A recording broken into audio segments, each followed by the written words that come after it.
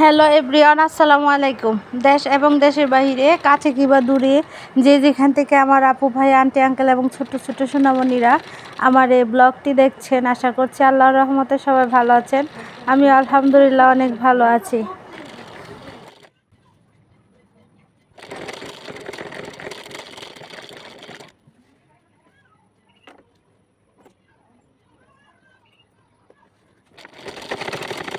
প্রতিবারের মতোই আমি আজকেও একটা নকশিকাঁথা ফেললাম। তার আগে কাপড়টিকে জোড়া দিয়ে নিছি।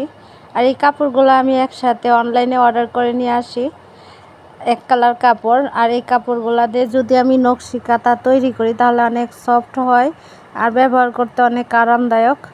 তাই এবার চিন্তা করছি যে একটা কালো কাপড়ের মধ্যে কাঁথা তৈরি করব এবং এর মধ্যে ইয়েলো অথবা গ্রিন কালারের সুতা দিয়ে এই কাজটা করব। তো ওইগুলার পুরো ভিডিও আপনাদের সাথে আমি শেয়ার করব পরে যখন আমি আর্ট করব তারপরে। আর এখন কাঁথাটাকে 3 পার্টে আমি ফেলে নিচ্ছি। আমি যেহেতু একা একা কাঁথাটা ফেললাম সেজন্য কিছুটা সময় এইভাবে আমি একা একা করে নিচ্ছিলাম, কারণ আজকের কাঁথাটা পুরোটাই আমি একা ফেলছি।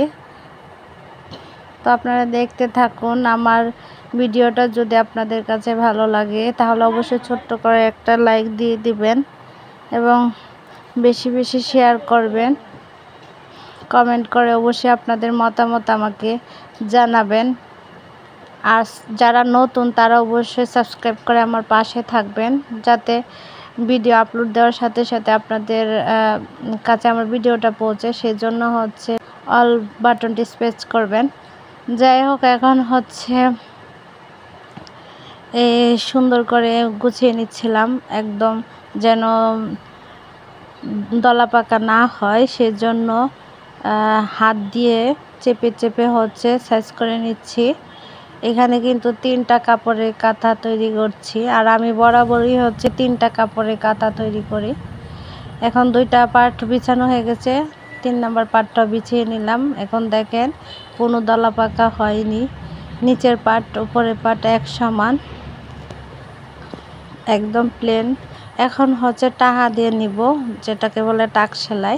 আর এই টাক সেলাই দিয়ে আমি এখন নিব। আপনারা আমার ভিডিওটা পুরোটাই দেখতে থাকুন।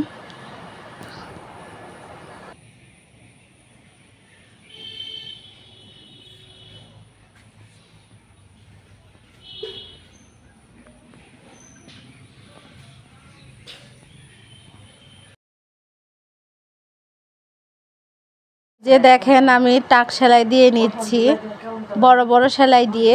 টাক সেলাই দেওয়ার পর সাইড দিয়ে আমি ভালো করে আবারও আটকে নেব।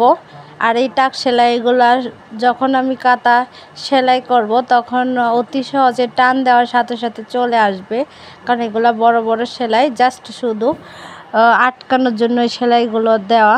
আর আমি চতুর্দিকে পাথর, তারপরে শিলপাটার শিল, এরপরে যত ভারী জিনিস আছে এইগুলা দিয়ে আমি আটকে নিছি একদম শক্তভাবে, যেন নড়াচড়া না করে। নড়াচড়া করলে এদিক সেদিক হবে। এই যে দেখেন আমি কিভাবে আটকে নিলাম। তো কেউ না পেলে একা একা এভাবে করা যায়। আমি এভাবে একা একা করি যদি কাউকে না পাই ধরার জন্য। আরেকটা প্রসেসে আপনারা কাঁথা ফেলতে পারেন, সেটা আমি অন্য একটা ভিডিওতে আপনাদের সাথে শেয়ার করব। আর এভাবে বরাবরই কাঁথা আমি পাতি, সেই জন্য এভাবে দেখাইলাম। আপনাদের কাছে যদি ভিডিওটা ভালো লাগে অবশ্যই আমার সাথে থাকবেন, পুরো ভিডিওটাই কন্টিনিউ করবেন। তো আজকের মতো বিদায় নিয়ে নিচ্ছি। আল্লাহ হাফেজ, আসসালামু আলাইকুম।